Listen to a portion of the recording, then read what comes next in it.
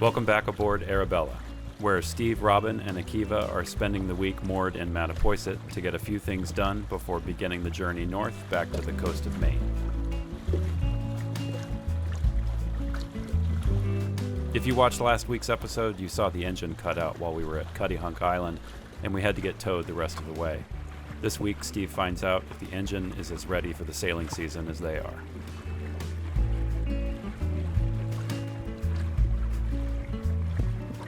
Thanks as always for following along, and double thanks if you're one of our monthly supporters on Patreon, helping to keep these videos free for all every Friday.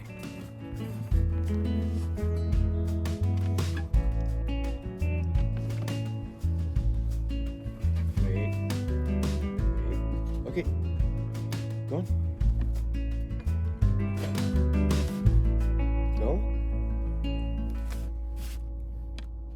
Go on, Akiva. Go. Let's change some oil. So I just wired in this basically forward reverse switch. So up makes the pump go out, middle makes the pump go off, down makes the pump go on. So we haven't had this switch wired in for the oil change pump. We just never got around to it after launch, and I didn't do an oil change yet. So that's all wired in. I got to make a little home for it. So what this does is runs a little pump that's right back behind this panel. And this hose goes down to the bottom of the oil pan. And I have it set up in the sink. So I have the drain plug in, super important. That way if I do spill oil, it's not going overboard. It's contained in the sink and I can clean it up. And if we flip this switch on to out, you can hear that pump start to run. And out comes our oil, which is pretty black looking. I'm not super psyched about that. For a new engine, I don't think it should be this black for how many hours. But drain it on out of here. It doesn't get too much easier than this. And I can stick this hose into the new jug and pump it right back just by flipping that switch.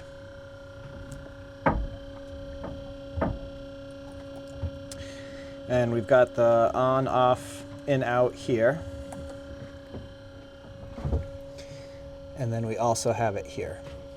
So when I'm done, I'll turn off the oil change pump there, as well as here.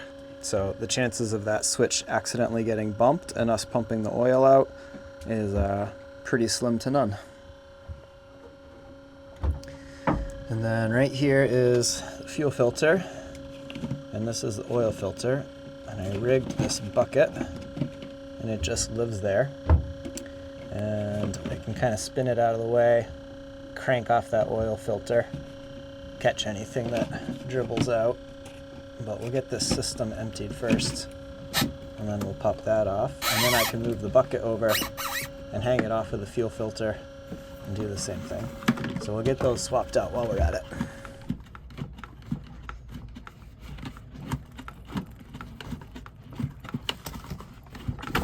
All right, so it looks like the seal came off. That's good.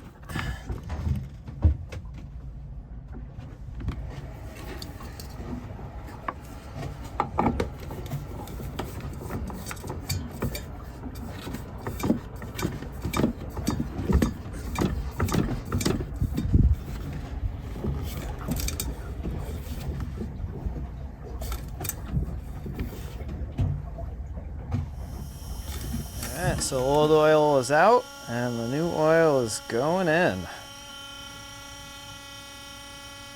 So I'm gonna go a little bit more, and then I'll go check the dipstick and run a little bit more and go check the dipstick. But that's sucking it out. It's going to the pump that's on the other side of here and pushing it back into the oil pan. Alright, let's go see if we're on the dipstick yet.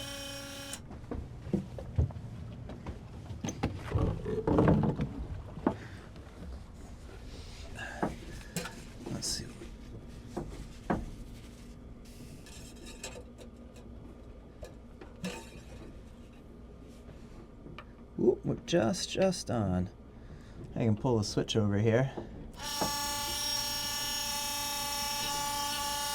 So here's our little pump.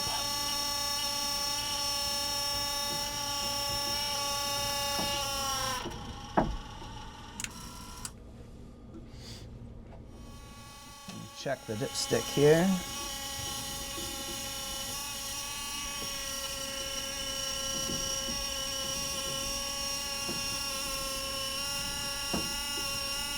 Alright. So we're almost to full on the dipstick, but I'm gonna overfill it a little bit because the filter's up here and I don't think that's getting full.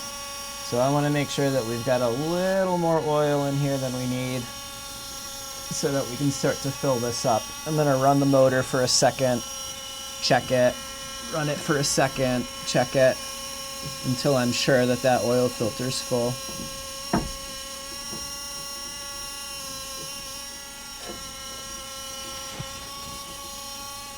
All right, so oil is full. Shut our pump off. Put the cap back in.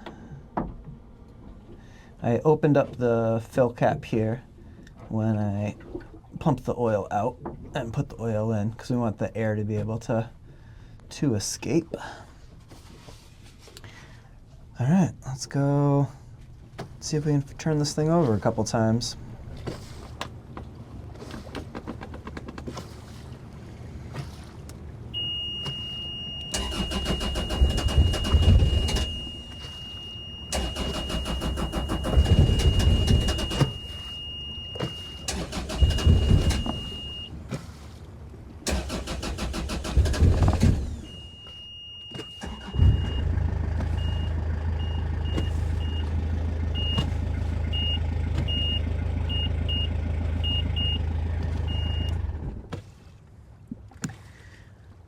Well, with an oil change, it took a little bit of coaxing, but it fired up and ran for 5 minutes or so at an idle, and then I put it in reverse and brought the RPMs up a little bit, so we were just kind of tugging on the mooring a little bit. And within 5 minutes, the oil alarm started coming on again. So I shut the engine off and checked the dipstick, and it says we're full of oil, and we're pulling 4 for oil pressure. So I don't know what happened. I don't know why we suddenly lost the tack. Those shouldn't really be related. And I don't know why that alarm's still going off when it's got brand new oil and the oil level on the dipstick says it's good. The games continue. One of the nicer things about having a new engine is that problems like this are still covered by the warranty. So while Steve waited for an appointment with a tech from Nanni, he got to work with a few side projects, like getting these little fenders reinstalled around Victoria.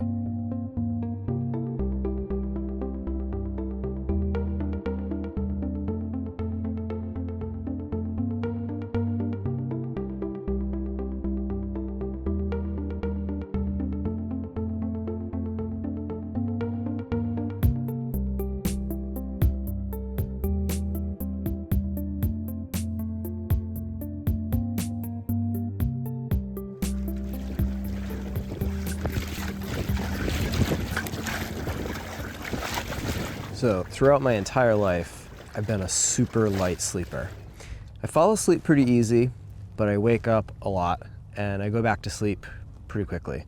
But my experience has always been if there's noises going on, as soon as something happens, I'm up. Like there's no way you could get on the deck of Arabella without waking me up.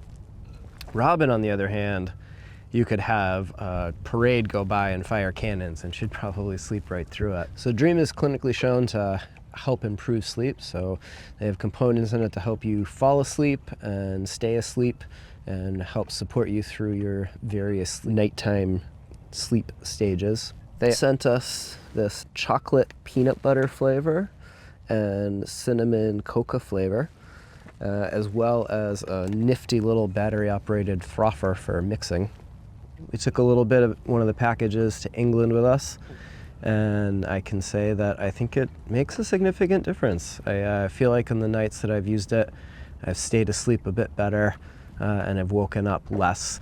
And when I have woken up and when I wake up in the morning, I haven't been groggy or foggy minded or anything like that. If you try Dream and like it, you can sign up for a subscription and you can switch and try new flavors anytime you want. So if it's something that you like, you can easily get set up on the subscription for it and not even have to think about reordering. And you can pause that, cancel that at any time. 1 scoop of Beam Dream is clinically shown to help you fall asleep faster, sleep through the night, and wake up refreshed. Click the link below or scan the QR code and use code Acorn to get up to 35% off with my exclusive discount.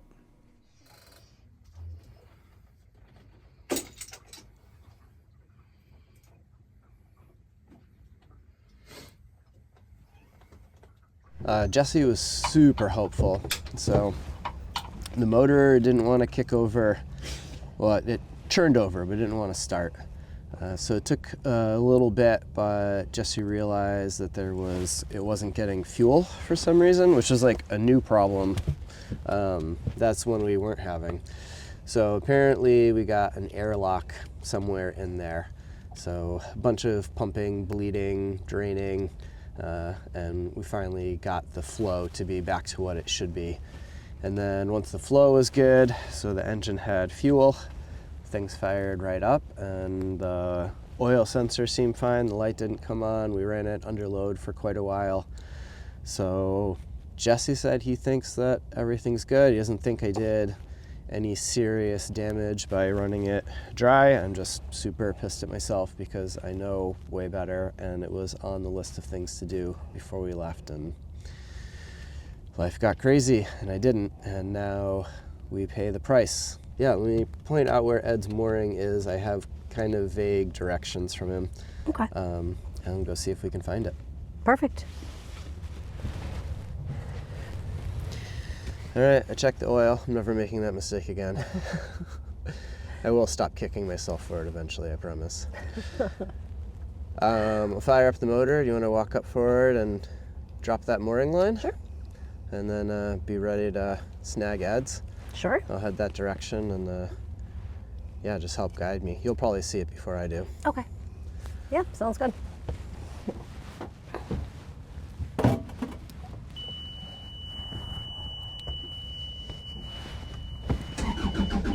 Do we want to get Akiva in the boat? Akiva, come. Yep. Akiva, come. Good boy. Let's give a quick refresher here on dropping a mooring. Like, there's nothing else I need to do besides just Drop that line. this, right? Yeah, and then see the float hanging over the side? This? Yeah. Yeah. That's the end of the pickup line. Okay. So just make sure that none of that gets tangled in anything when you go over, because you actually do have 2 little lines that are going through that lead. Does that All right, make I sense? gotcha. All right, let me know when you're totally ready for me to let go. Yeah, you can let go. Okay. All right, we're off.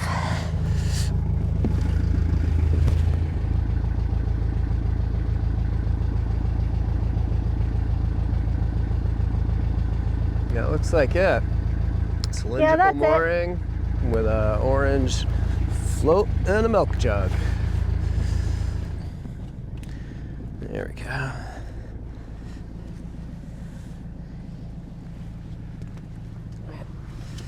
Let me grab that boat hook. As advertised. Wow, that's hard. An orange float. I wouldn't call it a milk jug, but got the point across. Cool.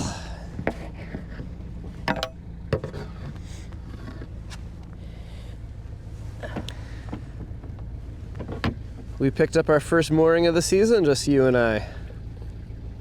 Yeah, we did. We did good. No yelling, and snagged it first try. Found it first try. Yeah, it's pretty nice with an empty mooring field. Yeah. Not a whole lot of things to hit. And no wind and no current. No wind, no current. Pretty nice. Decent directions. Yeah.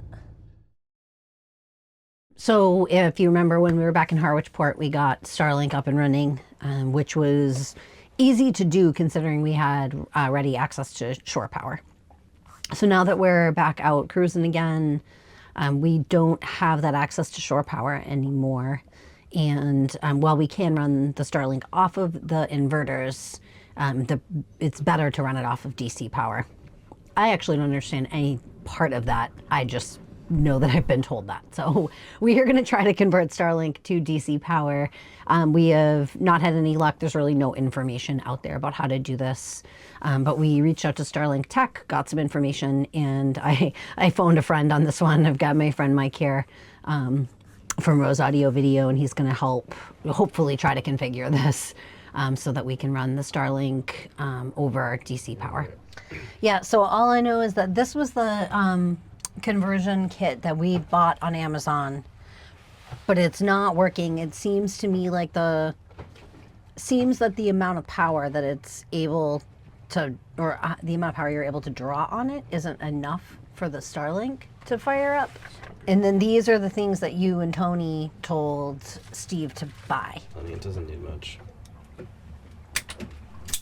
I don't even think I have strippers that nice.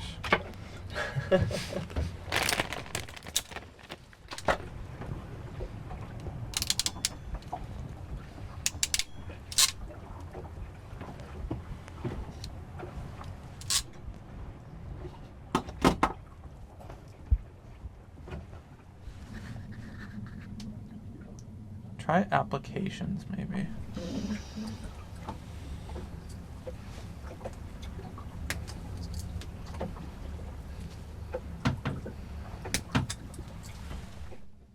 We did it. You did it.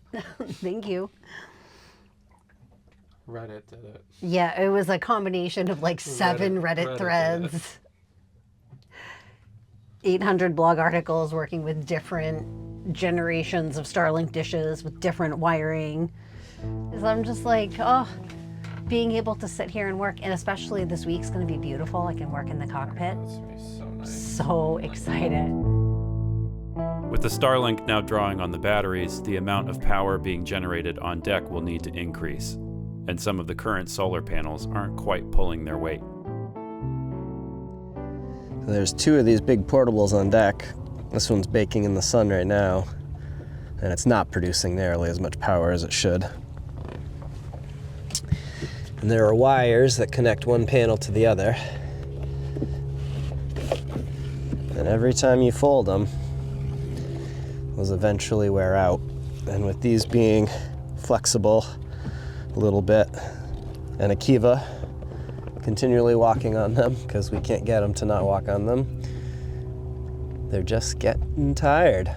So thankfully these came with a Bluetti integration and we didn't pay for them, so they were a freebie, so I'm not terribly sad about them giving up the ghost.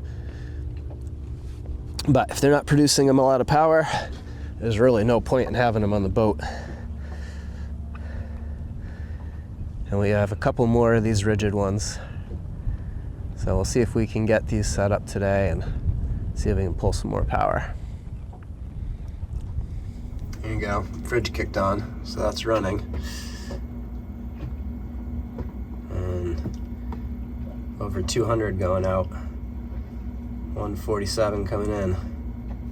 But if we get 2 more rigid panels, I think right now we'd be in the plus even with the fridge and Starlink running, which would be a good place to be.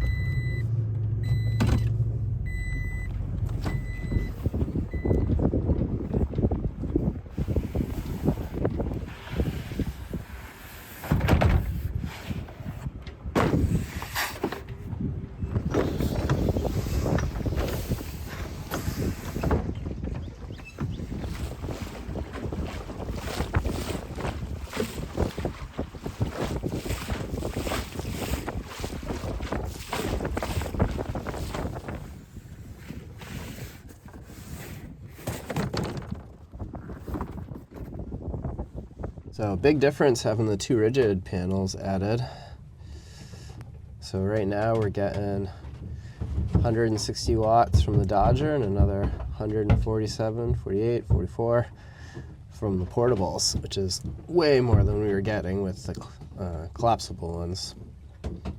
So even with Starlink running and fridge running today and things, we've been actually climbing a little bit in the battery department.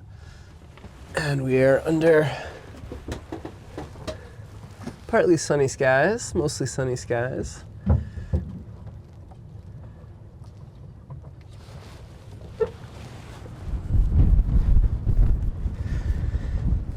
And right now I've got these 2 extra rigid panels just leaning against the hatch. And that seems to be working pretty well. I had to take off the vent for the galley, which I plan on moving anyways. So I'm not quite sure where we're gonna have these 2 live. Might kind of set them up to be where they are. We gotta play with it. But the 4 200-watt panels seems to be enough to be keeping up with Starlink.